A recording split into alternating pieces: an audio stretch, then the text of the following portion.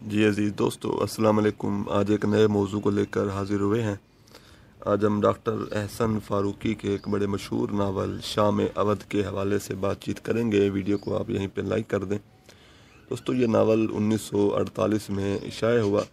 Doctor احسن فاروقی اردو کے معروف novel نگار ہیں۔ ان کے ناولوں میں ایک خاص تہذیبی رجحان نظر آتا ہے۔ اگرچہ انہوں نے کئی ناول تحریر کیے، مگر آزادی کے فوراً بعد منظر عام پر آنے والا ان کا ناول شام اودھ ہی ان کی پہچان ہے۔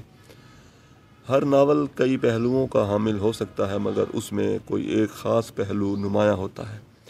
ڈاکٹر احسن فاروقی کا شام اودھ میں کرداروں سے، واقعات سے، ماحول سے اور اپنے مخصوص نقطہ نظر سے اودھ اور اس کی زوال پذیر تہذیب کی طرف توجہ مبذول کرانے کی کوشش کرتے ہیں۔ ڈاکٹر ممتاز احمد خان اپنے کتاب آزادی کے بعد اردو ناول حیت، اسالیب اور رجحانات میں لکھتے ہیں، ڈاکٹر احسن فاروقی کا ناول آزادی کے فوراً بعد ہی شام اودھ کی صورت میں سامنے آیا، جو آج بھی تہذیبی رجحان کی عکاسی کے حوالے سے قابل ذکر ناول مانا جاتا ہے۔ دوستو، ناول کے پس منظر میں اودھ کی تہذیب سانس لیتی ہے، اور یہ ناول قاری کو ایک ایسی دنیا میں لے جاتا ہے جہاں پر پرانا لکھنوی عہد سانس لیتا ہے، پرانی اقدار اور رسمیں اور رواج زندہ ہیں۔ ناول شام اودھ کی انفرادیت یہ ہے کہ ایک کردار نواب ذوالفقار علی خان کے ذریعے سے پوری زوال پذیر تہذیب کی عکاسی بھی کی گئی ہے، اور ساتھ میں نئی روشنی کا اشارہ بھی دیا گیا ہے۔ نواب ذوالفقار علی خان جامع الصفات شخصیت کے مالک تھے، اپنی خوبیوں خامیوں سے آگاہ تھے، وزادار شخص تھے، اپنی اچھی یا بری روایات کو نبھانے کی کوشش کرتے تھے۔ احسن فاروقی ان کا حلیہ بیان کرتے ہوئے لکھتے ہیں، ان کا گول چہرہ، سفید پٹھے اور سر پر سفید دوپلی ٹوپی، سفید داڑھی، سب کا مکمل تاثر دیکھنے والوں کے دماغ پر عجیب رعب اور اطمینان کا اثر ڈالتا تھا۔ ان کے ماتھے اور رخساروں پر بکثرت جھریاں پڑی ہوئی تھیں، جن پر ہلکا گلابی رنگ جھلکتا تھا۔ ناول میں نواب ذوالفقار علی خان جب اپنے قلعے سے نکلتے تو پورا لاؤ لشکر اس کے ہمراہ ہوتا، ہزاروں روپے خرچ ہوتے، مگر اب نواب صاحب کی دولت گھٹ رہی تھی اور وہ اپنی بے عزتی سے بچنے کے لیے باہر نکلنے سے گریز کرنے لگے، کیونکہ باہر نکلنے میں خرچ کرنا پڑتا تھا، ورنہ نواب صاحب کی بدنامی ہوتی۔ مثلاً ایک اقتباس سماعت کیجیے گا۔ نواب صاحب نے اپنی گھٹتی ہوئی دولت کا احساس کر کے یہ طے کر لیا تھا کہ اب قلعے سے باہر نہ نکلا کریں گے، کیونکہ نکلنے میں ہر پھیرے 10 یا 20 ہزار خرچ ہو جاتے تھے۔ دوستو، نواب صاحب پریشان تھے، کیونکہ ان کی پیاری پوتی انجمن آرا کی شادی کا مسئلہ تھا۔ وہ حیدر نواب سے انجمن آرا کی شادی کرنا چاہتے تھے۔ ان کے نزدیک اس رشتے میں کوئی برائی نہ تھی، مگر وہ زمانے کی باتوں سے خوف زدہ تھے۔ نواب صاحب اپنی لونڈی نوبہار سے دل کی بات کرتے ہیں۔ نوبہار بھی یہ رشتہ چاہتی تھی۔ نواب صاحب اپنی لونڈی کو اپنی کم مائیگی کے احساس کے تحت کہتے ہیں، اچھا سن، میں بالکل خالی ہوں، ڈھول کے اندر خول۔ نواب صاحب اس ناول میں مٹتی ہوئی تہذیب کے نمائندہ ہیں۔ وہ حتی الامکان اپنے روایات کو نبھاتے ہیں، مگر زمانہ بدلتا ہے، حالات بدلتے ہیں۔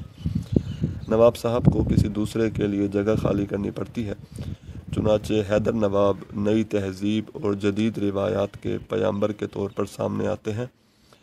حیدر نواب نئی روشنی اور تہذیب کے نمائندہ ہیں۔ نواب ذوالفقار کے انتقال پر حیدر نواب سوچتے ہوئے کہتے ہیں، یہ سب ایک فرد کو نہیں بلکہ ایک تہذیب، ایک طرز عمل اور ایک معاشرت کو رونے آئے ہے۔ شام اودھ اگرچہ ساخت کے اعتبار سے کامیاب ناول ضرور ہے، مگر اس میں زندگی کی چہل پہل اور اس کا تأثر موجود نہیں ہے۔ مصنف نے 3 کرداروں کے زور پر، مثلا نواب ذوالفقار علی خان، انجمن اور نوبہار کے زور پر قصہ بیان کر کے قدیم تہذیب کو زندہ کرنے کی کوشش کی ہے۔ دوستو، ناول کے واقعات میں فطری بہاؤ موجود ہے۔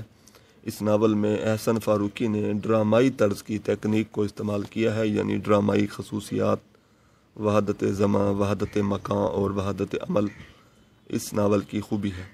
ناول میں سادہ اور رواں نثر موجود ہے، با محاورہ اور شستہ زبان، وضاحتی اسلوب اور طویل مکالمے اس ناول کی انفرادیت ہیں۔ نواب صاحب اور نوبہار کے درمیان ایک مکالمہ سماعت کیجیے گا۔ تو کیا چاہتی ہے؟ میری اب تک سمجھ نہیں آیا کہ میں کیا چاہتی ہوں۔ تو اپنے کھیل میں ہم کو تباہ کر رہی ہے، کسی طرف تیرا دھیان نہیں لگتا۔ یہ شعلے دونوں طرف بڑھ رہے ہیں، دونوں طرف۔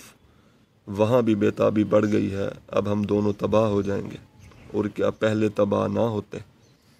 دوستو، ناول کا مرکزی قصہ کشمکش اور تصادم پر مشتمل ہے، اس میں ڈرامائیت بھی ہے۔ بظاہر یہ لکھنوی تہذیب کا عکاس رومانوی ناول ہے، مگر اس میں انسانی فطرت اور لکھنؤ کے زوال پذیر معاشرت کو دکھایا گیا ہے۔ یہ وہ معاشرہ تھا جس میں انگریز کی خوشامد ہوتی تھی، شاندار دعوتیں ہوتی تھیں، بھانڈ میراثی وغیرہ ہوتے تھے، خود غرض لوگ تھے، رنگین مزاجی عیش و عشرت کے تمام مواقع دستیاب تھے۔ اس تہذیب میں عیش و عشرت کے ساتھ کفر اور الحاد بھی تھا۔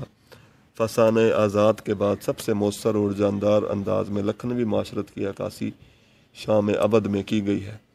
اس تہذیب کا سب سے اہم مرکز نواب کا محل تھا، اور پورا نظام زندگی نواب کے گرد گھومتا تھا۔ نواب کی موت کے بعد سارا نظام دھرم برہم ہو جاتا تھا، یعنی نواب کی زندگی اس تہذیب کی زندگی تھی، اور نواب کی موت گویا اس تہذیب کی موت کی علامت تھا۔ اس ناول میں اودھ کی مٹتی تہذیب کے خد و خال کچھ اس انداز میں سامنے آئے ہیں کہ اس تہذیب و معاشرت کی تصویریں سامنے آ جاتی ہیں۔ شکریہ۔